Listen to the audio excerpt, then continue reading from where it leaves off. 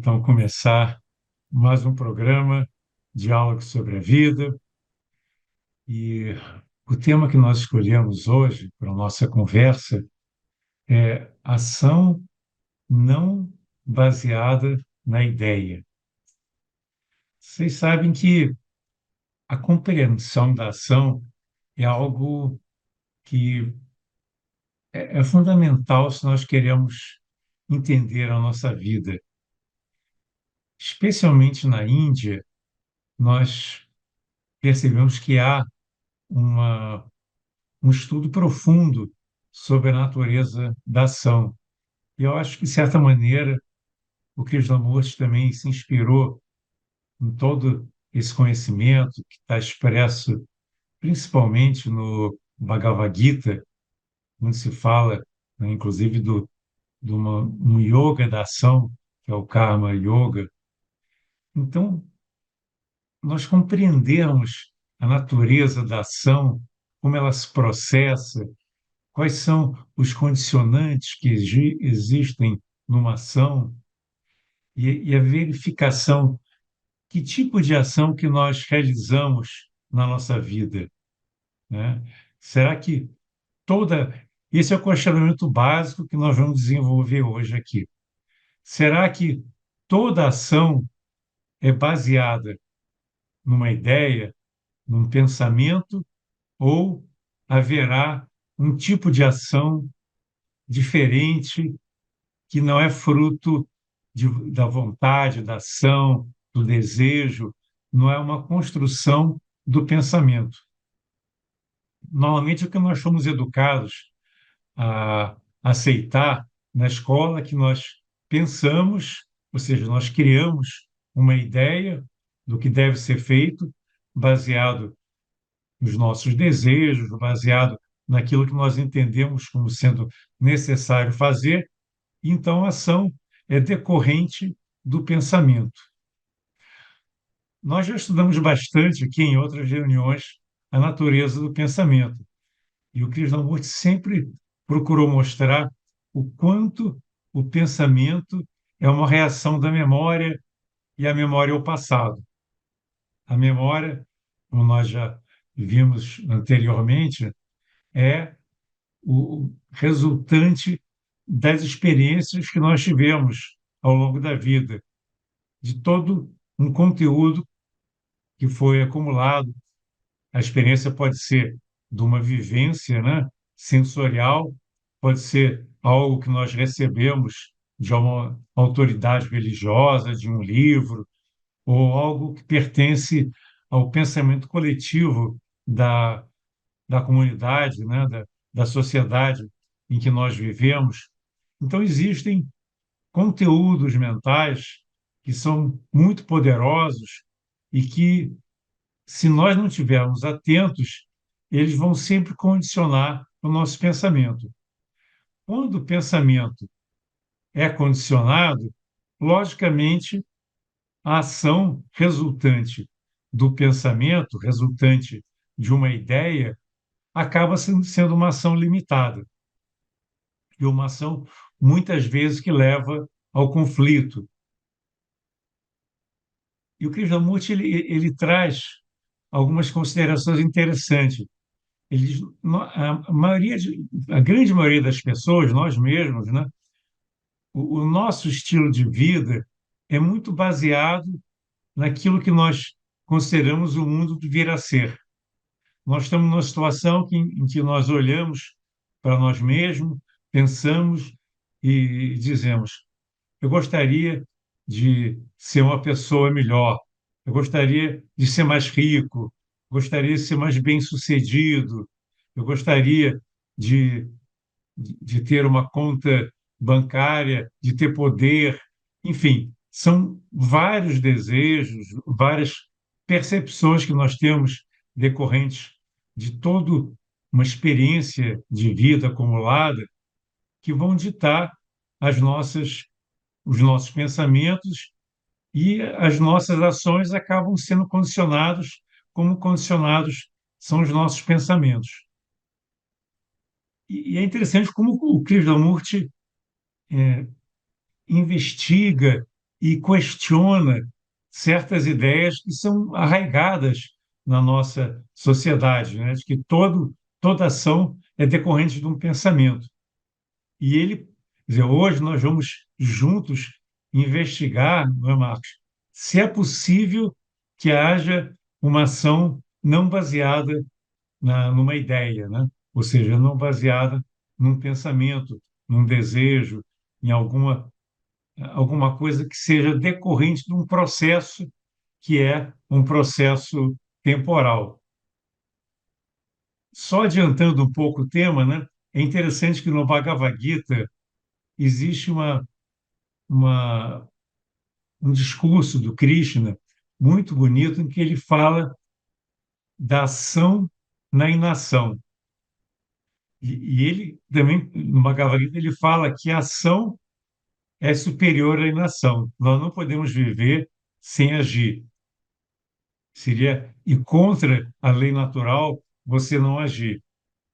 E aí surge, então, Marcos, aquela questão: se a ação é uma coisa natural e a ação geralmente está presa a ideias, a vontades, a desejos de mudança, de querer ser alguma coisa, como que nós podemos entender a natureza da ação, que implica também você entender o pensamento, e como nós podemos investigar se há essa possibilidade de uma ação na inação, uma ação pura, uma ação não contaminada pelo processo do vir a ser, aquela ação que tem um fim, né, que busca um resultado. Geralmente, quando nós agimos querendo que aconteça alguma coisa, querendo que o nosso eu consiga algum resultado pré-concebido. Então, essa é a questão básica que nós vamos estudar hoje, meu Marcos, se nós podemos entender esse processo da ação, como é que ela nasce, e se existe uma ação na inação, uma ação que seja não decorrente de uma ideia. Pois é, Edu. Tema bem interessante. E já dá para ver de início que esses temas que o Krishnamurti traz, eles são só para as pessoas que querem entender um pouco mais a vida, entender um pouco mais a si mesmos. Porque se você jogar para qualquer um a ideia de uma ação não baseada em ideia, vão pensar, esses caras são loucos, o que que eles estão propondo? É Eles estão verdade. propondo a demência, estão propondo que ser um mentecapto, né, que não pensa antes de agir e tal, porque a cultura da nossa civilização ela é toda mental. E as pessoas acham que elas são esse mental. Que esse mental é a última palavra da vida delas, né? Que esse mental é que decide o que é certo, o que é errado, o que deve, o que não deve. Tudo no padrão humano atual dessa civilização moderna está vinculado ao pensar, né? Ao pensamento, né? E o Krishnamurti Marcos, traz. des- desculpa te interromper, mas o que você falou me despertou uma reflexão que as pessoas que geralmente fazem coisas fora do padrão são consideradas inconsequentes, né? Ou seja, não fazem um processo em que a ação é resultado, né, de uma previsão, né? Ou seja, é consequência de uma ideia, né? Então, uma pessoa que age inconsequente é uma pessoa que está fora da realidade, né? Pois é. Então, a primeira coisa que a gente tem que dizer é que a gente não é maluco, né, Edu? Acho que Primeira não. coisa. Ou só um pouquinho, Segunda né? coisa.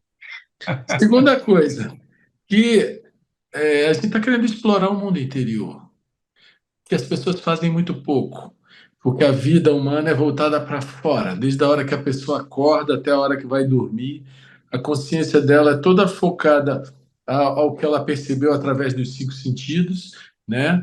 E aos interesses externos, uma identificação tremenda com o corpo, com a autoimagem, né? Com o seu time de futebol, com a sua igreja, com a sua família, com o seu mundo, com o que você gosta, o que não gosta. A vida humana é voltada para fora. E você falar de onde partem as nossas ações, você tem que olhar para dentro, né? Olhar para o mundo interior. E é isso que nós vamos fazer hoje.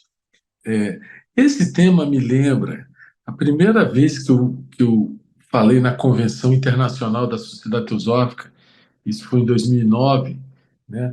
O tema que a senhora Rada me deu, ela era a presidente internacional da Sociedade Teosófica, o tema que ela me deu foi Action Without Attachment, ou seja, ação sem apego, né? De alguma forma se relaciona com o nosso tema de hoje, né? E eu me lembro de ter colocado na minha fala lá, de onde partem as nossas ações, né? Elas partem de um emocional conturbado, cheio de medos, cheio de desejos, cheio de impulsos, de compulsões, ou cheio de retraimentos. É daí que partem as nossas ações? Ou será de um mental agitado, nervoso, tenso, cobiçoso, é, é, assim, interesseiro, né? Esse é o nosso mundo interior, o nosso ego. E a gente precisa conhecê-lo, compreendê-lo, para ultrapassá-lo e tentar ver se é possível alguma ação que não saia dessa nuvem aí de autointeresse, que é o nosso ego, esse misto de pensamento e emoção, esse que na literatura oriental eles chamam de camamanas, né? Então, de onde partem, desculpe, as nossas ações? Essa é a grande pergunta. E eu lembro de ter tratado naquela ocasião também da questão do Bhagavad Gita, da ação na inação, né? E da inação na ação. Eu me lembro de ter feito uma comparação, uma pessoa muito agitada, muito assim, nervosa, querendo fazer isso, querendo fazer aquilo, tal, tal, tal, tal, que ela pode interiormente estar paralisada.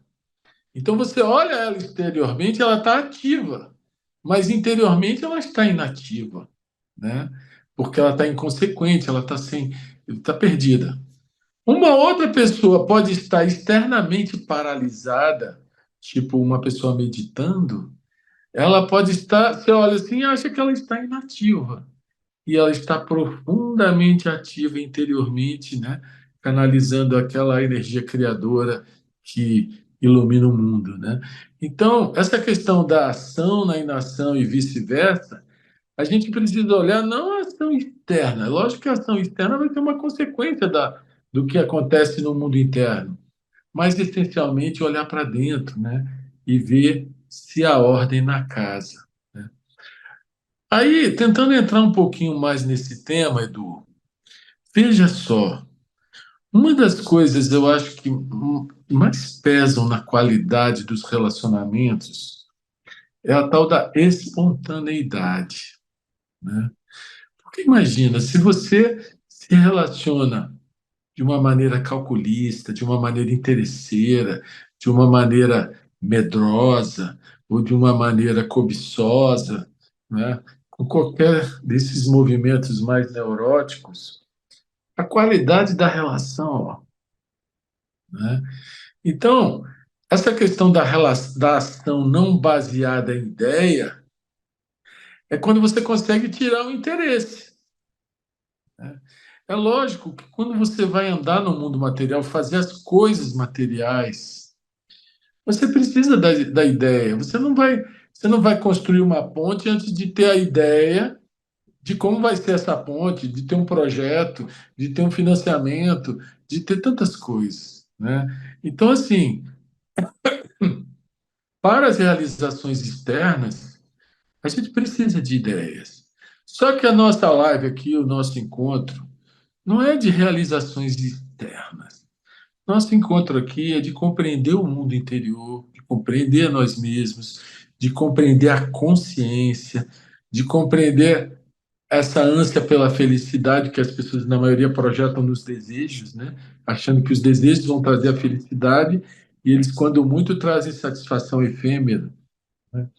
Enfim, para que haja uma ação espontânea, genuína, verdadeira, aquela ação que faz bem para você e faz bem para o outro, aquela ação que edifica relações sadias, né? Ela tem que vir de uma dimensão que não é o pensamento calculista, não é o pensamento vou ganhar ou vou perder, vou levar vantagem ou não vou, né? Porque se for isso aí, já é uma ação corrompida pelo autointeresse, já é uma ação egoísta e de ações egoístas o mundo está cheio, né? A vida humana é caótica porque o ser humano é essencialmente egoísta e age para si mesmo e para os seus, né? Então, para a gente poder falar numa ação não baseada em ideias, a gente precisa talvez descobrir dentro de nós uma dimensão de fluir com a vida sem estar aferrado ao autointeresse, né? Se a gente conseguir isso, se a gente conseguir perceber que a gente só é feliz se doando mais do que demandando, né? E sair da nossa trincheira de egoísmo, que é o nosso mundo mental e emocional, né? Talvez a gente encontre uma luz que faz a gente agir mais espontaneamente, faz a gente se doar mais, se entregar mais, não viver na defensiva, né? Não viver se escondendo com medo, né? Enfim, eu acho que existe um campo fantástico para explorar esse tema aí e descobrir uma qualidade de relacionamento não baseado no calculismo, tentando traduzir aí a nossa conversa. Edu, o que você acha? Pois é, vamos tentar aprofundar mais essa investigação sobre a natureza da ação, né? Então, vamos verificar como ocorre a experiência, porque a experiência é chave em nós entendemos todo esse processo que vai resultar depois na ação. Então, por exemplo, se você ficou irritado, né? Na hora da irritação, a irritação ela é uma emoção que toma conta de você, né? No momento que alguma coisa aconteceu, você deu uma topada, ou alguém falou alguma coisa desagradável, você tem aquela reação, e nesse momento existe um processo emocional e mental também. Aí, o que acontece? Logo em seguida, entra o pensamento e procura analisar aquilo que aconteceu, lembrando, inclusive, outras experiências anteriores. Por exemplo, se uma pessoa falou alguma coisa desagradável para nós, aí você já vai lembrar que no passado aquela pessoa já fez também coisas que não te agradaram, ou vai lembrar do comentário que alguém fez sobre aquela pessoa. Então, surge aí uma cadeia de pensamentos, e aí a ação passa a ser decorrente daquela experiência que resultou em determinados pensamentos.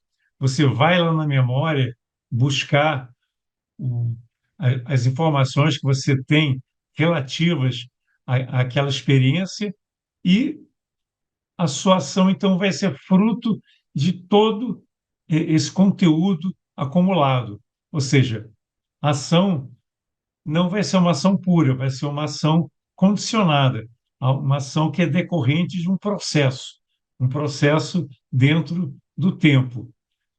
Então, nós temos que começar a entender, não é, Marcos? Será que é possível você agir sem querer chegar a lugar nenhum, né?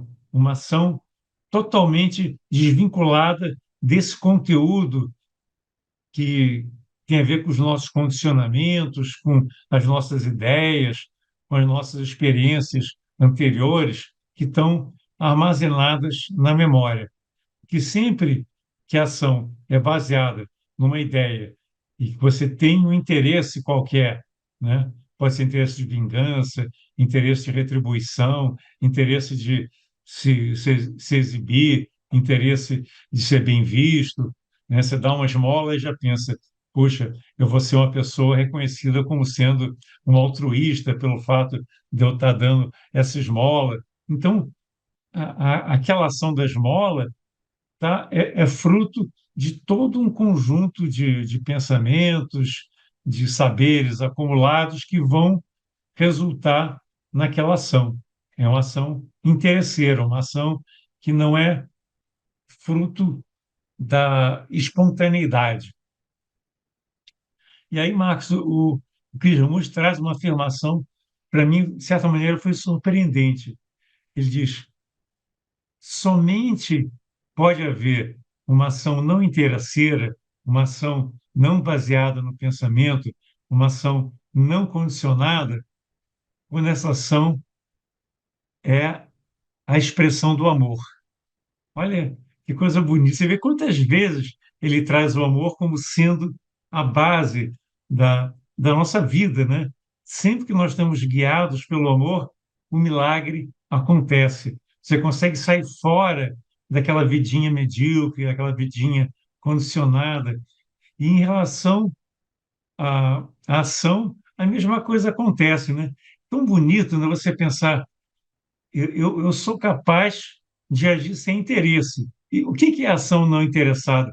É uma ação amorosa. Você não vai agir a esmo, fazer uma coisa totalmente sem sentido, né?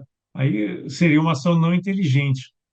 Mas existe uma ação que justamente é inteligente porque ela é amorosa. Ela é fruto dessa do amor, e o amor implica em conexão, em comunhão, em em estar junto, sentir a unidade, implica em não egoísmo, não separatividade. O amor é aquele elemento que nos une, né, que nos conecta com a natureza e com todos os seres, né?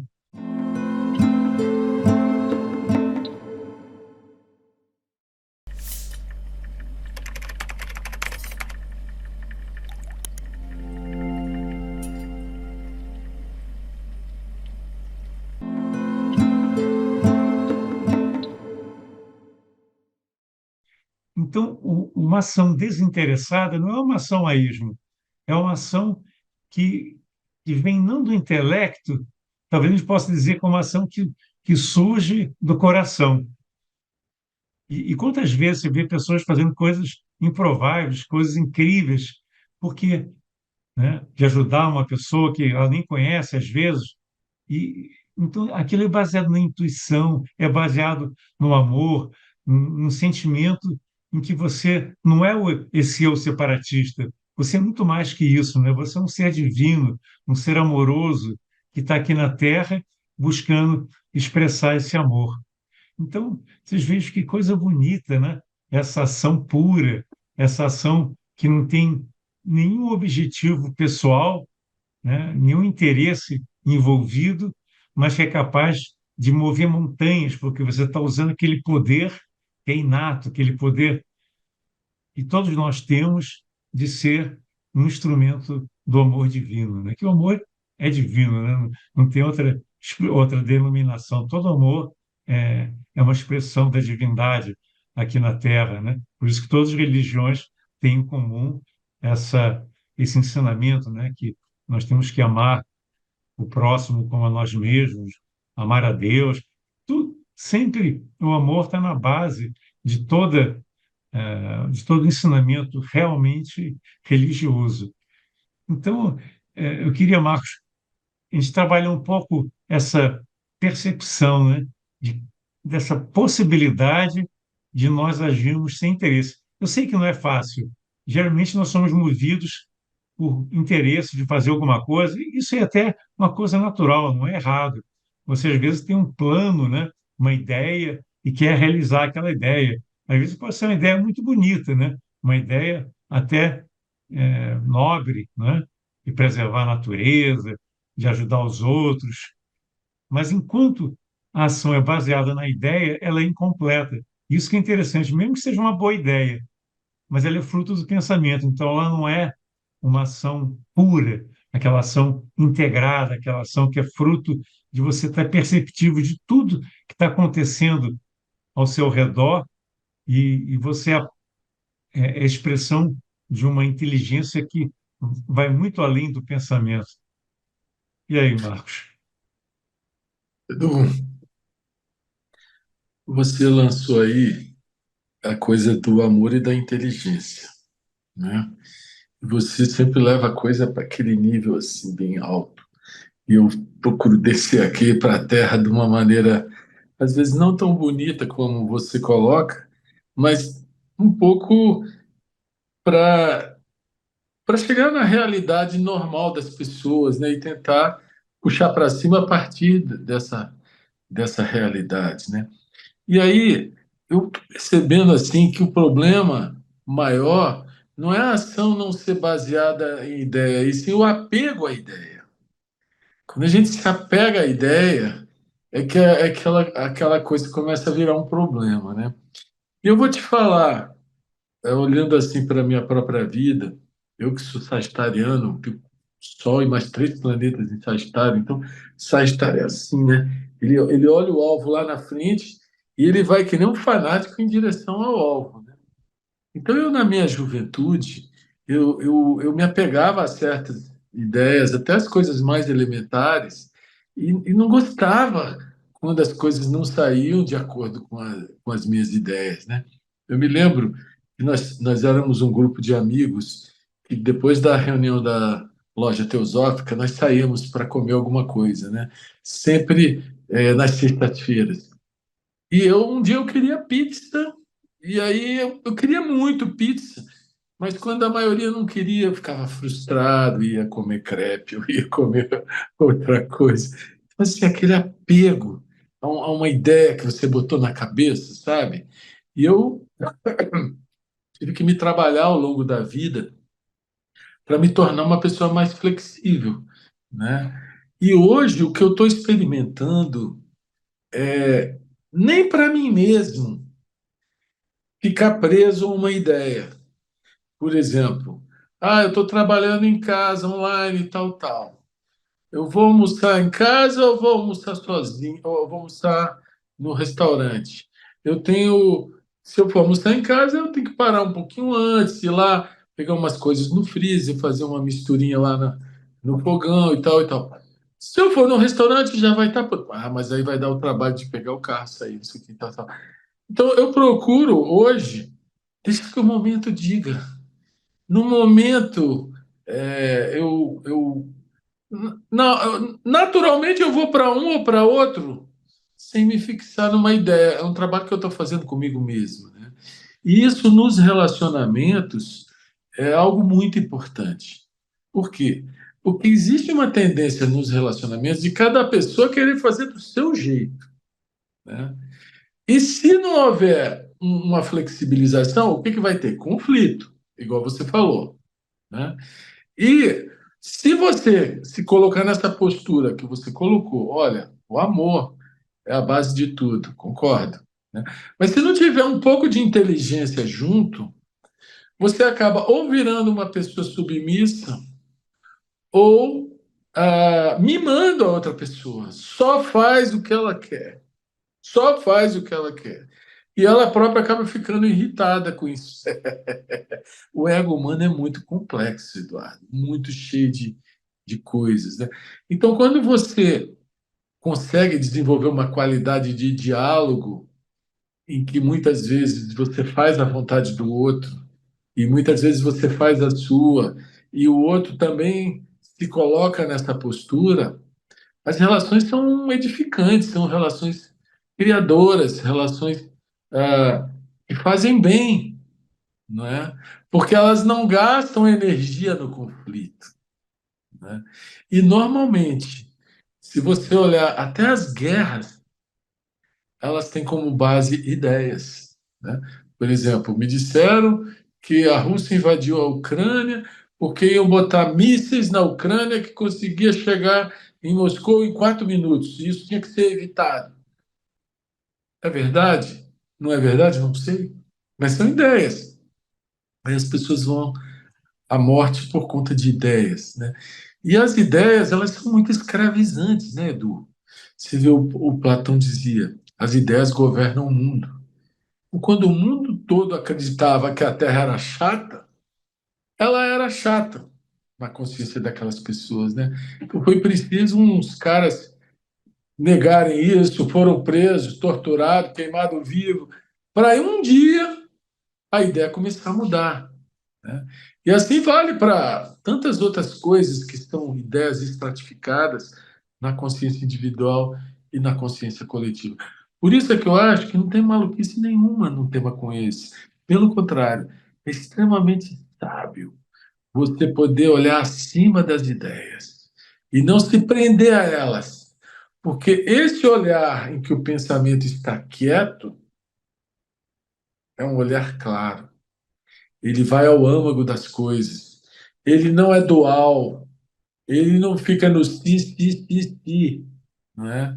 Se a gente puder olhar para os nossos problemas, para os nossos relacionamentos, acima das ideias, acima das mágoas, acima das marcas, acima das dores, acima dos desejos, né? Esse olhar em que as ideias não interferem, que o pensamento não interfere, esse é um olhar intuitivo, né? A luz de Budi brilhando na vida da pessoa, né? Isso é possível? É possível. Basta que nós compreendamos o funcionamento da nossa própria mente, né? Que é um trabalho para a vida inteira, mas que é o que a gente faz nesses nossos encontros, né? Tentar entender como opera a nossa mente. E quanto mais nós pudermos aprofundar essa compreensão, mais nós teremos momentos dessa absoluta lucidez em que o pensamento não interfere e a gente olha direto e a gente vê sem explicação, sem desculpa, sem justificativa, a gente simplesmente capta a essência das coisas, né, Edu? Então, eu acho que é possível, não só é possível, é necessário e é urgente, porque o que está fazendo esse mundo ser caótico e sofrer são as ações individuais, coletivas, baseadas em ideias, muitas das quais extremamente distorcidas, né? Você vê, por exemplo, uma pessoa que foi educada dentro de uma determinada cultura, especialmente quando existe um componente religioso muito forte, né? Por exemplo, uma pessoa que foi criada por pais judeus que sempre procuraram mostrar que os muçulmanos são isso, são aquilo, que os palestinos têm grupos terroristas, né, e você tem que se armar. Então, desde a da escola, E o as crianças, contrário também, né? os pais, Os é, palestinos que foram educados que também, os judeus são o diabo é, vivo. exatamente. Cada grupo, né, vê o outro como sendo uma encarnação do mal. E aí fica muito difícil haver uma compreensão, né? E, e é isso que nós temos que perceber. Esse é um caso extremo, né? O extremismo que existe lá existe em grau menor nas nossas vidas também, quando assim, nós nos apropriamos de uma ideologia, seja uma ideologia política, religiosa, ou até mesmo de um time de futebol, e uma ideologia econômica. Aí nós somos bombardeados por todo um conjunto de informações que muitas vezes são falsas ou são polarizadas, que vão fazendo a cabeça de cada um que pertence àquele grupo. E aí o extremismo acaba sendo consequência disso, né? Você só recebe informação de um lado, o outro lado só recebe informação do outro, e tudo que se faz, então, é baseado em ideia. E essa que é a questão. A guerra surge baseada em ideias, ideias preconcebidas, ideias não isentas, que não correspondem à verdade, que produzem somente conflito e separação. Você vê que o Krishnamurti, né, na vida prática dele, ele nunca tomou partido. Ele sempre soube que as guerras existiam, combatia a própria noção de que a guerra é necessária, mas ele procurou sempre se manter numa condição de não crítica a qualquer ser humano, a qualquer país, percebendo que tudo que existe, que está conduzindo a guerra, é fruto de ideologias. Então, não existe o correto enquanto as pessoas estão agindo de forma condicionada. E isso é uma percepção tão poderosa quando nós percebemos que boa parte das nossas ações não são ações isentas, são ações que são fruto de experiências passadas, de conceitos que nós herdamos de nossa cultura, de nossa família, dos livros que nós lemos, das ideologias que estão aí fazendo a cabeça das pessoas pela mídia, etc. Quando nós percebemos, né, que isso está ocorrendo conosco também, nós vamos começar a olhar o mundo de uma forma diferente, perceber o quanto nós somos influenciados por outras pessoas e por todo tipo de pensamento que está circulando no ar, que nós captamos às vezes sem nem perceber. E aí que entra essa noção que eu acho que é redentora, né? É você perceber que é possível você viver de forma diferente, viver não baseado em ideologias, em, em todo tipo de pensamento preconceituoso, mas viver baseado no amor. É um desafio gigantesco, mas só de você entender que isso é possível, que isso é a realidade, né? A separatividade não é a realidade, é um equívoco, é uma ilusão. A realidade é a unidade. E quando há unidade, existe amor, naturalmente. E uma ação baseada na unidade é uma ação amorosa, é uma ação que não está baseada no passado, não está baseada em condicionamentos, e é aquilo que no Gita, né, chama de ação na inação, é a base do Karma Yoga. É você agir sempre centrado no coração. E é muito importante que se haja, né? Até o Krishna, ele no Gita ele fala: se eu em vez de agir ficasse assim apartado da realidade do mundo, muitas pessoas deixariam de receber os meus ensinamentos e não teriam a oportunidade de questionarem, de investigarem e despertarem para uma nova realidade. Então, a ação é muito importante. E a ação não é só ação física externa. O pensamento é uma ação também. Você está jogando no mundo uma energia quando você pensa, quando você tem uma emoção também. Então, tudo é movimento. O movimento tem a ver com ação, né? Ação é movimento. Movimento pode ser interior. Então, nós percebemos, né, que nós somos responsáveis por tudo que nós fazemos, falamos, sentimos, pensamos, e é possível nós termos uma ação que não seja contaminada por toda a experiência anterior, né? Nós sempre achamos que a experiência produz a ação, a experiência produz o pensamento e o pensamento produz a ação. Então, nós temos que começar a observar, mas será que é assim mesmo? Será que é possível nós agirmos sem pensar? Parece um absurdo, né?